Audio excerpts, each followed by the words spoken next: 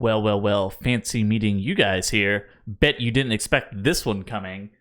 Basically, in today's video, we are going to be talking about some of the changes that have occurred and happened to Balance Druid on the most recent build of the Shadowlands PTR. Do note that these are not pushed towards the beta, and will probably end up being seen like next week on next beta cycle, but they were pushed to the PTR, so we do have some data mining and have some things to discuss in regards to what has changed, what does it mean for Balance Druid, and also what does it not mean for Balance Druid. Because there's a lot of people right now who are fairly quick to jump off the ship of Moonkin and are kind of scared about the relative power and the relative placement of where balance will be in Shadowlands. But we're going to talk about what this is going to mean and like what it's not going to mean for the state of Moonkin going forward into Shadowlands. All right, so first and foremost, our modifier got basically an 11% buff. We just do flat out 11% more damage now due to the aura going from negative 18% to negative 8%. Basically, it's the difference between 82 damage or 92 damage. So that's why it's 11 and not just like a 10% buff. It's slightly more. In addition to that, some actual notable changes. Moonfire and Sunfire damage over time, like their Shooting Stars buff, they buffed it from generating 2 Astral Power to 3 Astral Power, and on single target, baseline Shooting Stars generates, the proc chance of Shooting Stars has been increased from 10% to 15%. It still does have the DR, the diminishing returns on dotting on additional targets, but there is a higher chance on single target for you to be able to proc Shooting Stars, so that's actually quite nice. Some actual other notable things is Soul of the Forest. Basically, now this has been buffed. It increases Wrath's Astral Power generation by 50%, and increases Starfire's area of effect damage by 150%. What this means is that Soul of the Forest is more likely than not going to be your go-to Mythic Plus talent. I think Incarnation is probably going to end up being dead if Soul of the Forest definitely stays at these iterations. It was already substantially better than Incarn just due to the Starfire damage area of effect increase on AoE. And then the Eclipse increasing Wrath's Astral Power generation. That's honestly just a great change. I think that these buffs to Soul of the Forest are really nice. Starlord actually got a slight change, which is substantially better as well. Basically, it used to be 3% haste for 20 seconds. Now it's 4% haste for 15 seconds. This effectively kills Cancel Aura-ing Starlord. Thank fucking God. Nobody in their right mind actually enjoys Cancel Aura-ing Starlord, so that change from 4% haste for 15 seconds is actually really good. There was also rumors of a Eclipse nerfing it from 15 seconds to 10 seconds, but that was incorrect data mining. That is definitely not happening at all. But yeah, so basically Starlord now lines up with the Eclipse duration, and you no longer have to cancel Aura Eclipse. So, what does all of this mean? First off, this about maths out to approximately a 12% damage buff or so, slightly over that. Basically, you're going to be starting to generate slightly more Astral Power from Shooting Stars. Honestly, really good change. This ultimately also means that you're going to end up star surging more on AoE, just because the fact that you're going to be generating more Astral Power, you're not able to spam multiple Starfalls at once. So yeah, you're going to end up generating more Astral Power, slightly more Astral Power on AoE, but it's going to be converted into Star Surge damage. Like I already stated before, the stuff with Soul of the Forest changes mean that Soul of the Forest is largely going to be your go-to talent on AoE scenarios. Most notably in Mythic Plus, it's going to be just straight up the best talent for you to choose. Starlord is going to be your go-to single target choice. No more Cancel Aura-ing as well. So those two actually have a pretty big dichotomy between one another, and actually have some substantial use cases. I guess Encarn would be like the best for 30-second burst. Not the biggest use case scenario. However, Soul of the Forest and Starlord both definitely have their own places in the meta, and honestly, I feel like those are in a pretty good spot now that they've made that row a little bit more competitive. Let's talk about some of the things that have inadvertently been changed. First and foremost, I think Solstice is now the best talent.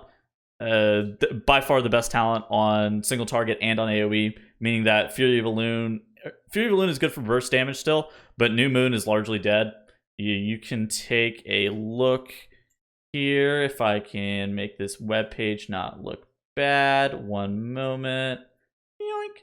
Basically, Solstice is now better than Fury of Elune and New Moon on single target. So that's definitely something that you should watch out for. Solstice is now going to also be substantially better on AoE situations. Hold on, I still have to fix this a little bit. This is still kind of funky. I had it set up for Wowhead. Here you go. You can look at everything now. But yeah, basically Solstice is now going to be better than New Moons. New Moons are now dead on single target. Before, New Moons were slightly advantageous on single target, but now with the most recent changes, they are largely gone. Kyrian still in the lead over Venthyr, which is concerning for Shadowlands functions.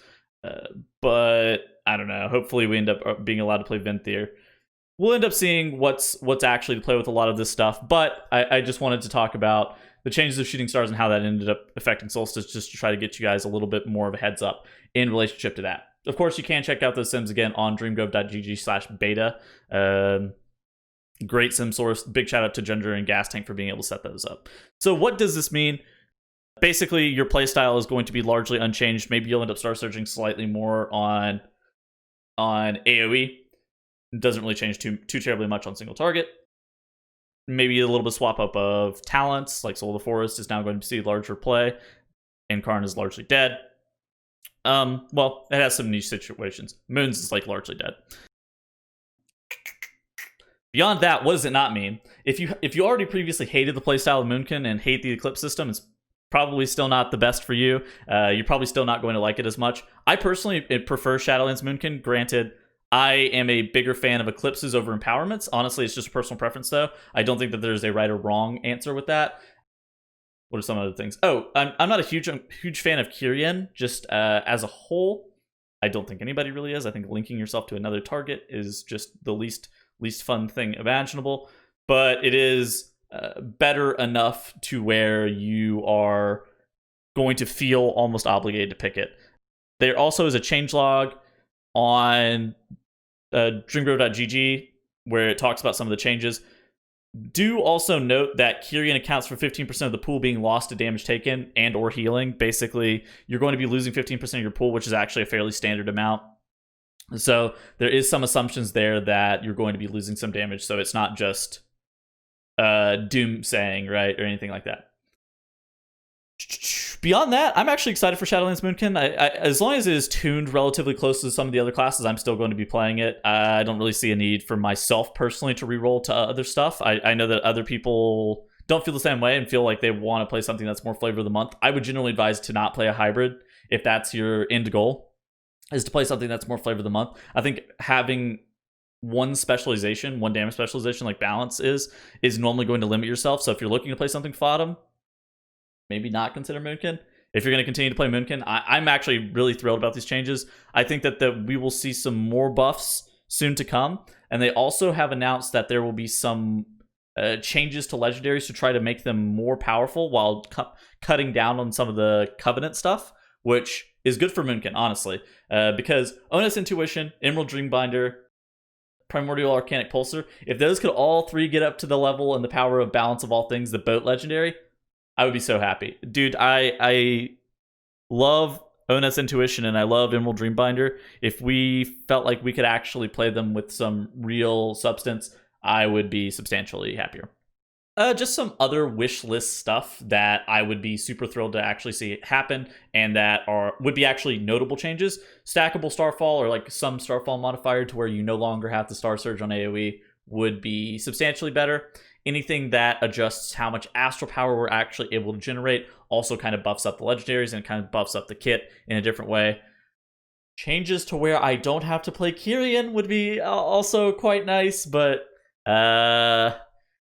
TBD on that. Basically, those are all the three things that I would love to see changed about current Shadowlands Moonkin. I think most people would enjoy those as well. I think that some people don't love the Eclipse system. Some people like the Eclipse system. That's personal preference, though. Beyond that, I think that's going to be the end of the video. I didn't want to make this too long. It's just like a nice little recap of what we've seen over the past couple days and what it really means for Bounce moving forward. I hope you guys did enjoy the video. And of course, I have been streaming a lot lately, so come check that out. And I will see you guys in the next video. Goodbye.